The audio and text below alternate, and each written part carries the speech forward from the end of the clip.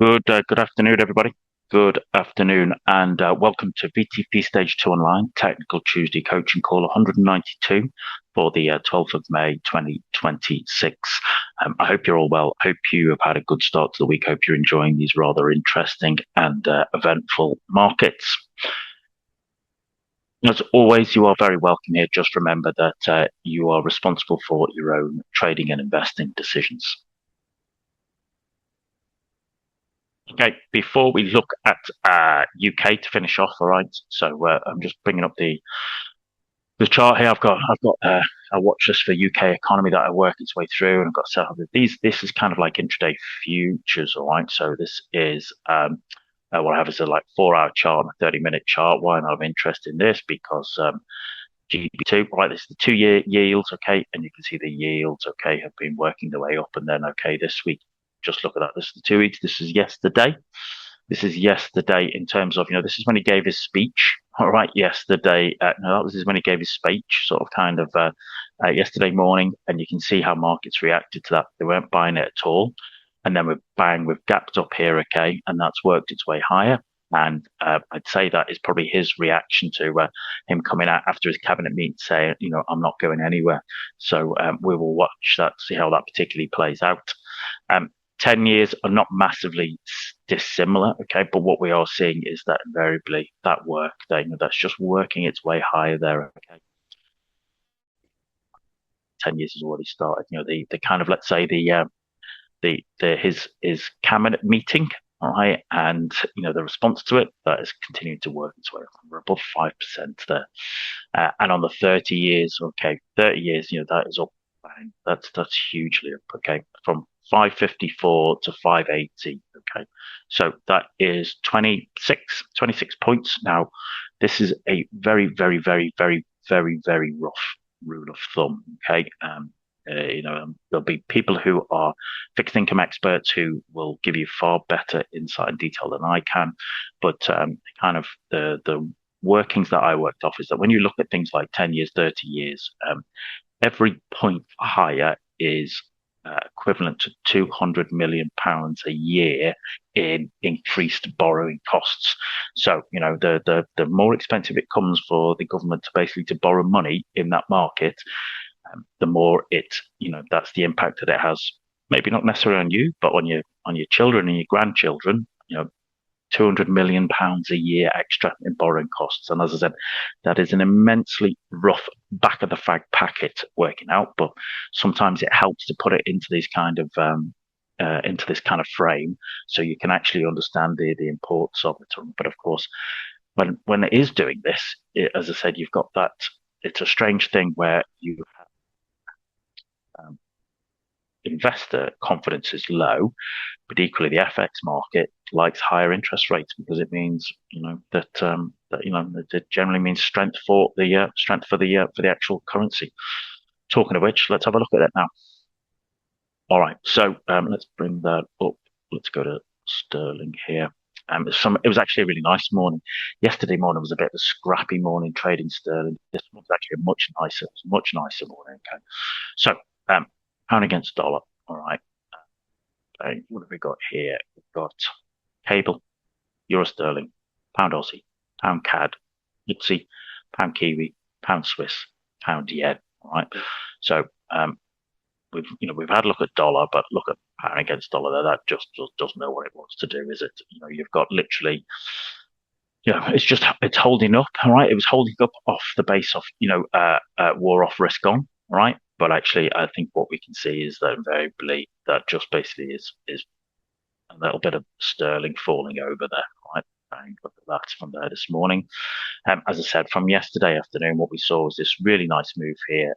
We just kind of dropped out the Asian session, right? And then, interestingly, into the cabinet meeting. I'm not you're not getting me out of here. And then bang, there's a bit of profit taking, a bit of a dead cat bounce going on there on cable. But that was the nice move down there on pound against dollar. And we're gonna sort of see that across the board. Pound against yen, well, of course, what you're seeing is, of course, the elements of intervention. But I would also say, if you look at that this month, I wouldn't exactly say that's something to get terribly excited about, is it? Okay, if you're a swing trader, trying to trade swings, you're not getting any real excitement or joy of that. And certainly, the 4 hour chart, well, you can see that's the intervention, right? And so, people are going to be sort of scratching their head working out how to play that.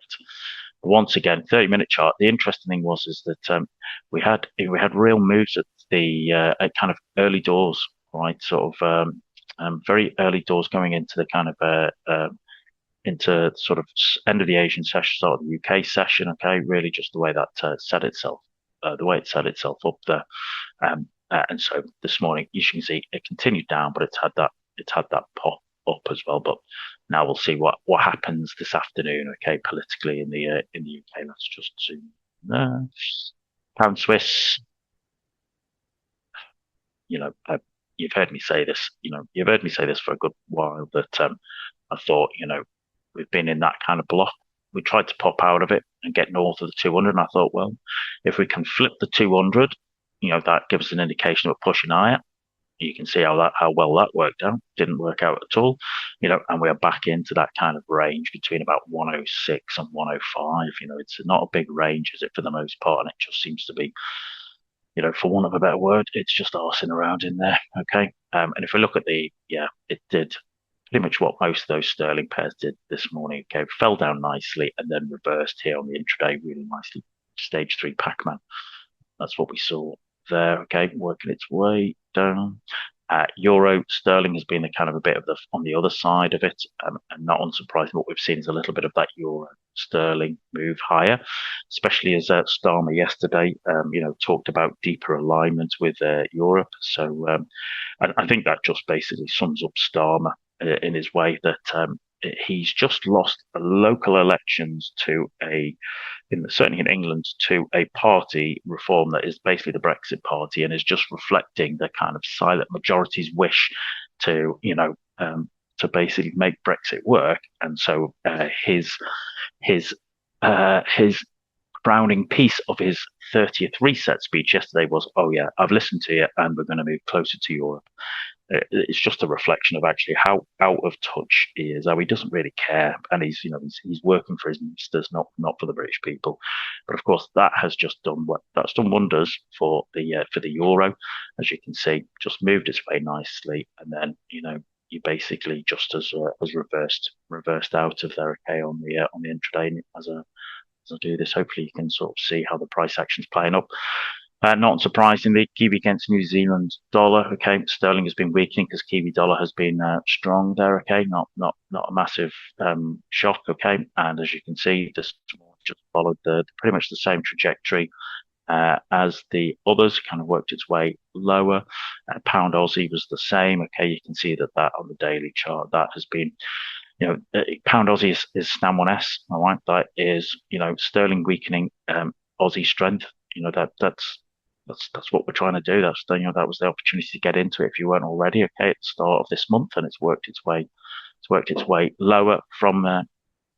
If we look at today, okay, we can just see that how we just dropped our way out of that kind of really quite nicely. Didn't we? Just bang. There we go. It's working its way, and hopefully you can probably see. It's a pretty similar story, isn't it? Pretty similar story. Sterling down, sterling down, sterling down. That is sterling down, sterling down, sterling down. Okay, on the intraday basis there. Pound CAD is the only one that kind of had a little bit of difference, and that's because just than sterling. Okay, it's dropped into the bottom of the bucket. So actually, this week has been pretty crappy. But even this, if you look at it, it's still basically worked its way down there. Okay, so bang, let's just zoom that up. As I said, that's what we've seen. All right, that is basically it's just following the others. See that? Bang. That is political instability, okay, just working its way through into sterling itself. That's the state of play, and will be whilst we get this instability.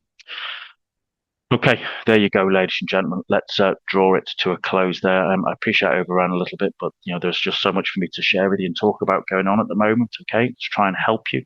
I hope that helps you. Hope that gives you a little bit of help, a little bit of insight that you can take away and utilize in your own trading.